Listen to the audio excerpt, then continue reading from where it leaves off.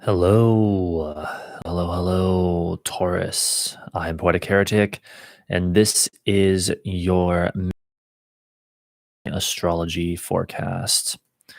So, first of all, I know I am a bit late this month, and I apologize for that. These forecasts took significantly longer than I anticipated, but there's just so much going on in the month of May that I almost couldn't help but have to take extra long on these astrology forecasts, but better late than never, I suppose. I am here now, and I do hope that you enjoy. All right, so prepare yourself, my Taurus sun, rising, and moon individuals, and let us begin with your May 2020 forecast. Early in the month, we have on May 4th the Sun conjunct Mercury in your sign, thus in your first house of self.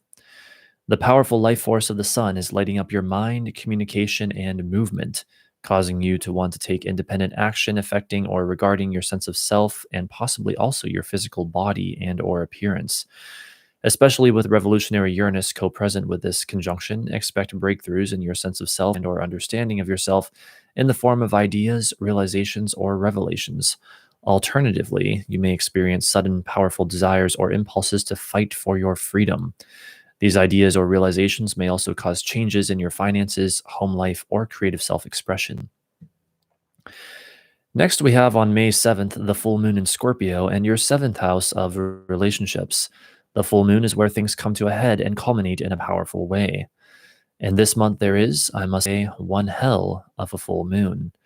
With it taking place in Scorpio, its overall mood will be deep, dark, intense, and emotional. It is activating your seventh and first house axis, and thus you can expect things to come to a head in your relationship life, particularly major relationships such as a spouse or business partner, but in some cases also any high spiritual ideal or mission you have in life, as well as, again, possibly issues relating to who you are and even your physical body. What makes this one hell of a full moon, however, are the powerful aspects to it.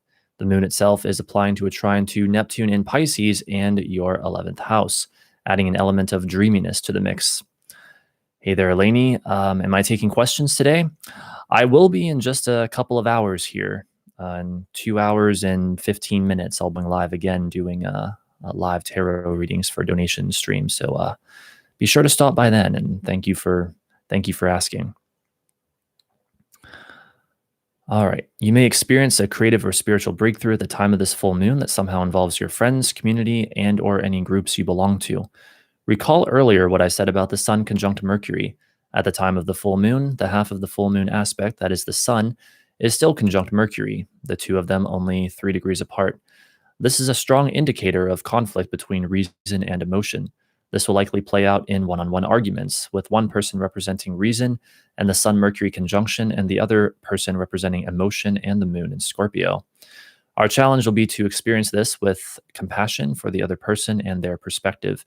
As if all this wasn't enough, at the time of the full moon, the Sun-Mercury aspect of it will be applying to a trine to both Pluto and Jupiter in Capricorn and your 9th house. So we have this full moon also bringing light to deep, dark, perhaps psychological issues, belief systems, and perhaps one's worldview. Expect powerful breakthroughs in these areas, such as the revelation of a deep truth through the application of reason to emotion, causing an expansion in one's worldview or ideas. For you, Taurus, expect this transformation and expansion to take place within your belief systems, education, and or experiences involving that which is highly unfamiliar. Normally, I would also say long distance travel, but you don't have to be an astrologer to predict that will be unlikely this month as we continue to deal with COVID-19. And so the 9th house activity manifests in other ways. These powerful full moon events are likely to end up causing some changes in what is familiar to you, what you study, write, or talk about, as well as your home and family life above all else. To a lesser extent, your relationships, including everything from friends to lovers, as well as your finances and or self-image may be affected by this powerful full moon. Keep wanting to move the microphone closer to me for some reason. All right, probably just my perfectionism kicking in. Okay. Moving on to the middle part of the month, the first main event we have is Venus stationing retrograde on May 13th in Gemini in your second house. Not only is this highly significant by itself, but we also have Venus, as it is stationing retrograde, in a tense square with Neptune in your 11th house. What's so interesting about this is that normally Venus square Neptune would only last perhaps a couple of days, but due to the retrograde, this Venus square Neptune is effectively lasting for the entire month, only beginning to lose power in the last week or so of May. Furthermore, since Venus will eventually square Neptune again in late July once it is direct, this aspect is actually the beginning of a cycle lasting at least from May through July of this year. Now, what is this all about, you may ask? Let's break it down. Venus is the planet of love and relationships. As Venus stations retrograde, expect love and relationship stuff to be stirred up in your life, with an added emphasis on the past, as is the nature of retrogrades. A lover from the past could reappear. You may find yourself coming to terms with an old relationship. An old friend may even show up in your life during this time. As mentioned, this retrograde is taking place in your second house of money and values, so expect this revisiting of the past to take place in your financial life or somehow involving what you perceive to be yours. Your self esteem may be involved. The square to Neptune tells us that, I'm not going to lie, this blast from the past may be stressful, riddled with confusion, and cause you to question what is real and what is illusion. It may involve your friends or any groups you belong to. An event may occur involving this situation that forces you to take a new and uncomfortable action, but that nevertheless results in activity in new areas. These new areas, as well as the areas likely to be affected by this transit, are your own self and or appearance, your health, schedule and day-to-day activities, and your social network and non-emotional interactions. I also want to add that with the Sun just having perfectly sextile Neptune just a couple days prior to Venus exact stationing retrograde, the lighting up of what is hidden and mysterious is also quite probable with this overall situation. You may be given an opportunity to use reason to shed some light on the Neptunian mystery of this development. Remember, every single thing I have said about this Venus retrograde is part of a longer cycle lasting from this month at least through the end of July. Though the exact station is May 13th, do not expect that to be the exact date of the beginning of these developments.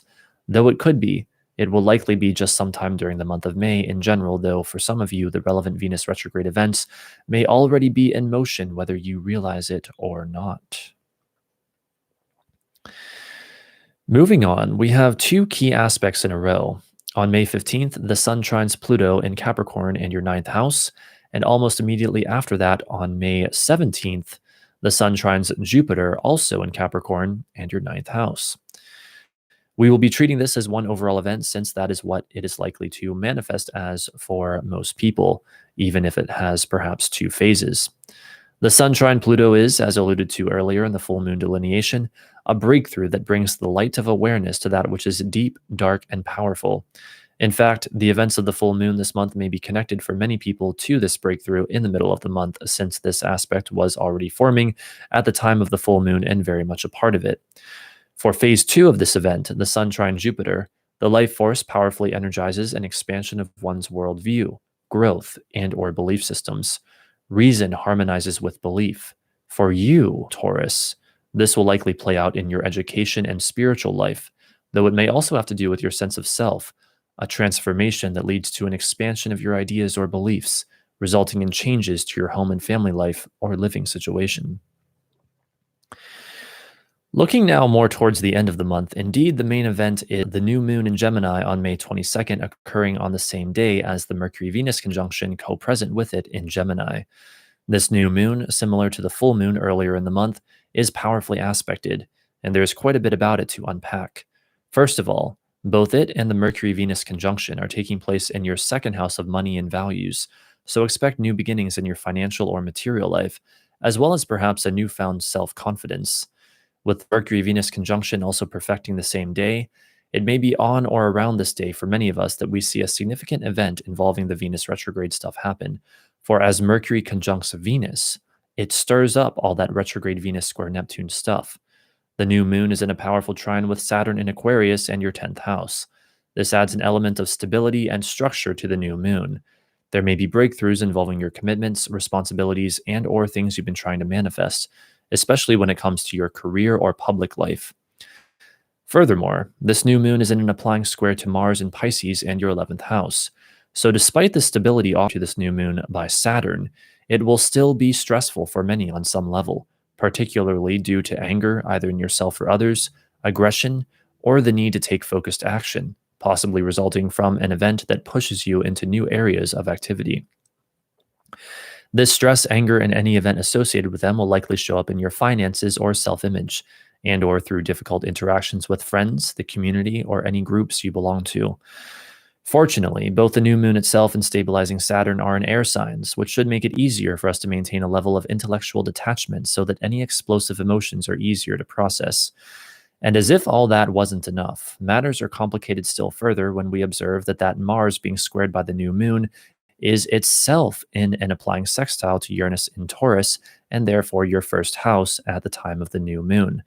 This could manifest as an opportunity you can create involving your motivation, drive, and focused action, as well as awakening, freedom, and breakthroughs. But you must understand, Mars connecting with Uranus is highly explosive energy. If you do not create or take the opportunity this offers, a rather dramatic event may occur around the time of the new moon to make possible for you the option to make the necessary changes. Uranus wants to break free at all costs. Mars is angry and always ready for war. When they connect through any major aspect, expect explosive developments. This could manifest as a friend or acquaintance helping you to break free in a very personal and meaningful way. Just be careful, because the highly volatile energy of these planets can create the risk for accidents and injuries. Whatever form the new moon as a whole takes for you personally, it is likely to result in changes or new developments in your home and family life, what is local or familiar to you, and your career or public image.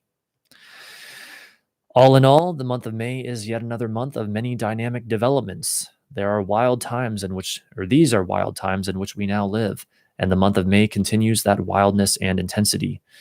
There are powerful breakthroughs bound to happen, powerful emotions that must be experienced and processed, new insights, realizations, and revelations to be had, ghosts of past relationships to be confronted, and an inexorable desire for freedom that refuses to be held down any longer. Let the glorious adventure that is May 2020 begin. So, all right, Taurus, that is your May 2020 forecast. I hope you enjoyed. If you would like a personal reading with me, I go live on this channel every Friday at 7 p.m. Eastern Time for about 1 hour, doing both astrology and tarot readings. You can pay for them through donations. Astrology readings are $20. I accept PayPal and Super Chat.